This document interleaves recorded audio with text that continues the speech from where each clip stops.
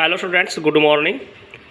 Welcome in 12th class physics. Students, in previous video we discussed about the electric potential. Also we find electric potential on axial and equatorial line of dipole, and also we discuss the case of general. In the general case we derive axial and equatorial line. Today we will discuss with you an important topic, that is equipotential surface. As name suggests students, equi means equal, potential means potential, and surface means surface. It means any surface at each point of which potential remains same, that is called equipotential surface. तो बेटा नाम से और definition से clear हो जाना चाहिए, तो मैं डेफिनेशन लिख देता हूँ. Any surface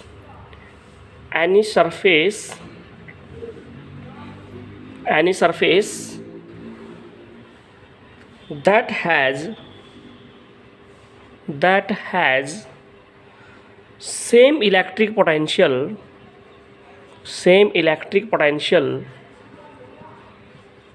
any surface that have same electric potential at every point on it,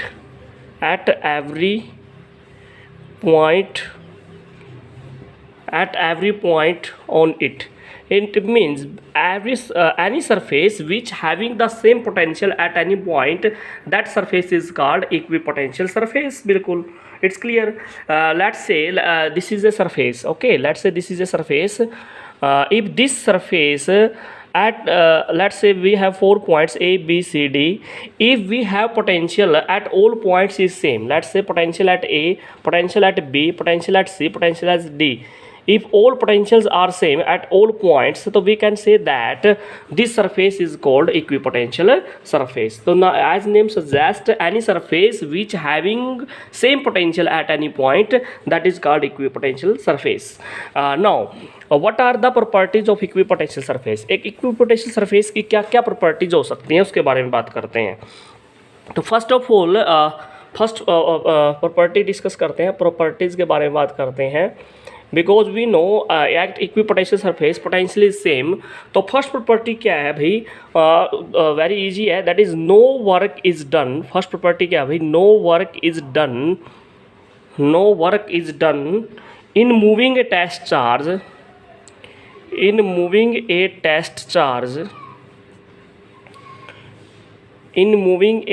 charge over an equipotential surface. काफ़ी इंपॉर्टेंट प्रॉपर्टी है भाई ये, ओवर एन इक्विपोटेंशियल सरफेस. अगर आप इक्विपोटेंशियल सरफेस के ऊपर कोई भी चार्ज को मूव करवाते हो, तो बेटा आपका जो वर्क डन होगा that must be zero. No work is done in moving a test charge over an equipotential surface. जैसे मैं कहता हूँ कि let's say this is equipotential surface. बेटा ये मान लीजिए पोटेंशियल सरफेस है, इक्विपोटेंशियल सरफेस है, और यहाँ पर पॉइंट ए है और यहाँ पर पॉइंट बी है. और मान लीजिए आप चार्ज क्यू नोट को ए से लेके बी तक मूव करवाना चाहते हो. अगर ये सरफेस इक्विपोटेंशियल सरफेस है तो आपका वर्क डन भी जीरो आएगा. क्यों? क्योंकि हमें पता है work done in moving a charge from A to B. Formula क्या बेटा, सभी बच्चों को पता है, potential at B minus potential at A according to the formula of potential. But we know at equipotential surface potential is same. It means potential at A और potential at B same है. और अगर इस फॉर्मूले में हम put कर दें ऊपर V A equal to V B रख दें बेटा, तो वर्क डन कितना आ जाएगा, it comes out to be zero. तो याद रखना बेटा, on equipotential surface work done in moving a test charge is zero. This is the first property and most important property. कोई वर्क डन नहीं होगा भाई अगर हम किसी इक्विपोटेंशियल सरफेस के ऊपर किसी चार्ज को मूव करवाएं तो वर्क नहीं होता भाई. सेकंड प्रॉपर्टी काफ़ी इंपॉर्टेंट प्रॉपर्टी है, सेकंड लिख रहा हूँ मैं आपके सामने. प्रॉपर्टी नंबर सेकंड क्या है, electric field,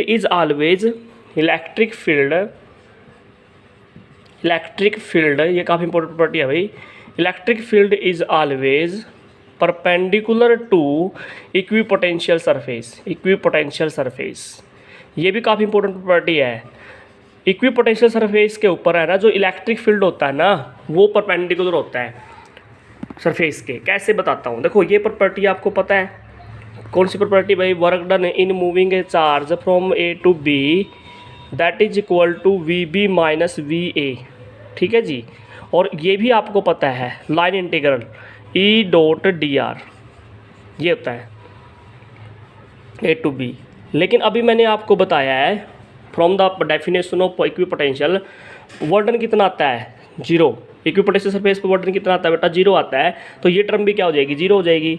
E dot D R equal to 0।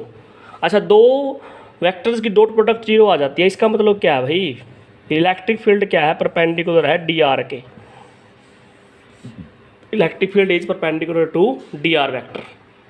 Okay, तो this is the second property. तो इक्विपोटेंशियल सरफेस पे नोट करना हमेशा इलेक्ट्रिक फील्ड क्या होता है, परपेंडिकुलर होता है। जैसे मैं अगर आपको थोड़ा सा बताऊं ना यहाँ से, जैसे कोई आपको मान लीजिए ये इलेक्ट्रिक फील्ड है, this is electric field, this is electric field, uniform electric field है, ये यूनिफॉर्म इलेक्ट्रिक फील्ड है। इसके ऊपर अगर इक्विपोटेंशियल सरफेस ड्रॉ करना है ना, तो इलेक्ट्रिक फील्ड के परपेंडिकुलर लीजिए, ये इलेक्ट्रिक फील्ड के परपेंडिकुलर है, तो दिस इज इक्विपोटेंशियल सरफेस। तो ये सेकंड प्रॉपर्टी है बेटा, ठीक है। ये इलेक्ट्रिक फील्ड है और ये जो सरफेस है ये इलेक्ट्रिक फील्ड के परपेंडिकुलर आ गया, तो इसको इक्विपोटेंशियल सरफेस भी बोलते हैं। तो सेकंड प्रॉपर्टी क्या है कि इक्विपोटेंशियल सरफेस पे इलेक्ट्रिक फील्ड क्या होता है, 90 डिग्री होता है सरफेस की, ठीक है। This was the second property. Third property क्या आ जाएगी, काफ़ी इंपॉर्टेंट प्रॉपर्टी है थर्ड वन। थर्ड प्रॉपर्टी क्या है, two equipotential surface never intersect with each other. No two equipotential surface, no two equipotential surface, ये तो काफ़ी इंपॉर्टेंट प्रॉपर्टी आपको पता भी है। जैसे दो इलेक्ट्रिकल लाइंस ऑफ फोर्सेस आपस में कट नहीं करती, ऐसे ही बेटा no two equipotential surface intersect each other, intersect each other, दो सरफेस आपस में कट नहीं करते, ठीक है, क्योंकि वहाँ पर दो लाइंस, दो डायरेक्शन हो जाएगी इलेक्ट्रिक फील्ड की, विच इज़ नॉट पॉसिबल बेटा। और लास्ट प्रॉपर्टी क्या है, फोर्थ प्रॉपर्टी क्या है आपको बता दूं मैं बिल्कुल क्लियर से, इक्विपोटेंशियल सरफेसेस, ये प्रॉपर्टी काफ़ी इंपॉर्टेंट है। Equipotential surfaces, equipotential surfaces are closer together of strong field, यानी कि जहाँ पर इक्विपोटेंशियल सरफेस क्लोज है ना, तो वहाँ पर इलेक्ट्रिक फील्ड क्या है भाई, स्ट्रॉन्ग है। किस रिलेशन से बेटा, ये रही E equal to minus dV/dr, कल वाले एक्सप्रेशन से, पोटेंशियल ग्रेडियंट वाले एक्सप्रेशन से। बेटा इक्विपोटेंशियल सरफेस पे पोटेंशियल क्या रहती है, कांस्टेंट रहती है। तो इलेक्ट्रिक फील्ड कैसे वेरी कर रहा है, dr के साथ इनवर्सली प्रोपोर्शनल तो वेरी कर रहा है। यानी कि जहाँ पर इक्विपोटेंशियल सरफेस क्लोज है, r कम है, तो इलेक्ट्रिक फील्ड वहाँ पर क्या आ जाएगी, स्ट्रॉन्ग आ जाएगी बेटा। यहाँ से क्लियर हो गई है, ठीक है। तो spacing between the equipotential surface will be smaller, spacing smaller हो जाएगी in the region where the electric field is stronger. तो जिस रीजन में इलेक्ट्रिक फील्ड स्ट्रॉन्ग है वहाँ पर इक्विपोटेंशियल सरफेस के बीच में जो स्पेसिंग है बहुत ही कम हो जाएगी बेटा, ठीक है। तो ये थी आपकी प्रॉपर्टी नंबर 4। तो बेटा 4 प्रॉपर्टी हमने पढ़ ली है और इक्विपोटेंशियल सरफेस क्या होता है उसके बारे में बात कर ली है, ठीक है। तो नेक्स्ट वीडियो में बेटा हम क्या करेंगे, इक्विपोटेंशियल सरफेस ड्रॉ करेंगे। तब तक बेटा थैंक यू।